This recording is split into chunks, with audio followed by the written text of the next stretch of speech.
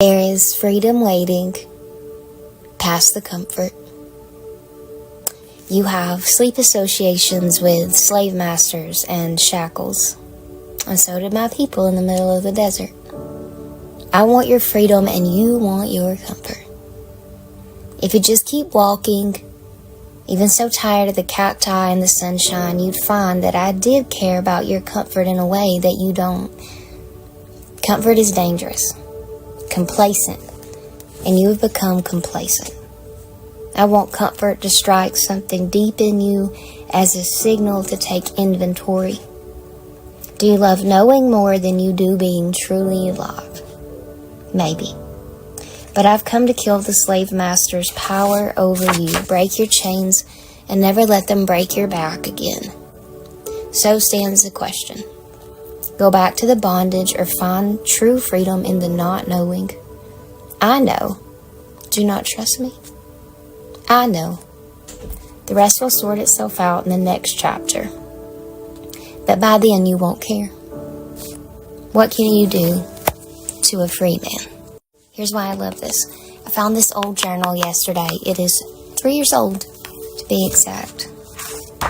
And it fits in so well with what I hear every day in my office. I'm a pastoral counselor through the day.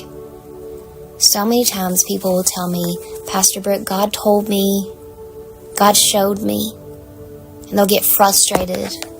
They'll wonder if God still meant what He said.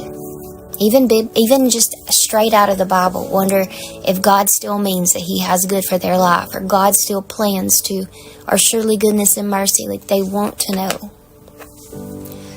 And I think what happens when God gives us a vision, a dream, a prayer, a promise, we run all the way up there, especially prophetic people. We have a tendency to believe everything in that second, and that's such a good thing. I'm so grateful that we do.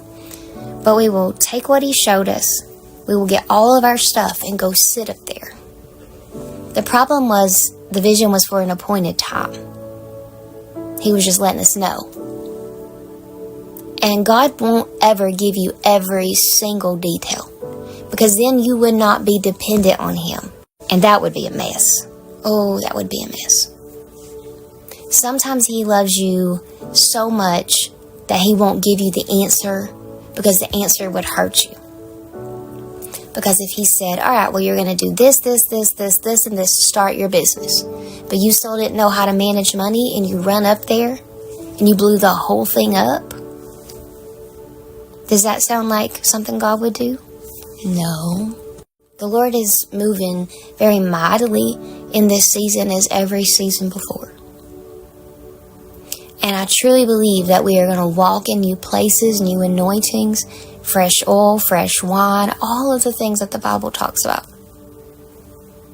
And a lot of the last season was God breaking us free from the need to be comfortable. Breaking us free from thinking that if nothing was going wrong, that meant that we were in God's will. When really, if you look at the Bible, Jesus goes straight up through His wilderness season and the devil tempts Him for 40 days, but He was supposed to be there. Now that don't mean if you're doing something you know God don't want you to do, but the closer you get to the thing, to the purpose, the more pops up many times. And yes, God's going to align things for you. Yes, He is going to show up. Yes, but that don't mean it's always going to be easy.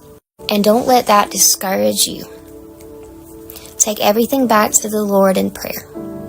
You want to be more than anything seeking first the kingdom of heaven and all of His righteousness' sake, and all of these things will be added unto you. You don't have to strive. You got to work sometimes. But when you're striving and trying to figure it out, your heart posture is already crazy. Because that's saying you don't think you can, or you don't know when. There's always some fear in striving, even when it feels holy. So take inventory of everything that you're doing.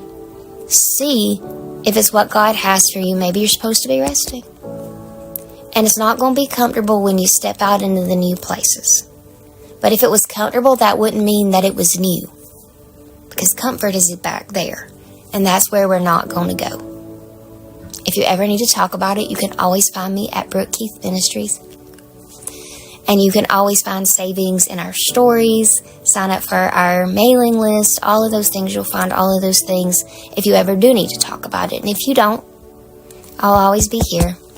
And I'm praying that the Lord gives you a fresh wind, just new wine, and a joy for the new purpose, and a knowing that you can't go back, and that He anchors you in knowing that you have a peace about it, even if the comfort doesn't feel like it's there, because the Lord will comfort you in His way, but He's not going to let us stay in comfort, because that is a space that we do not grow.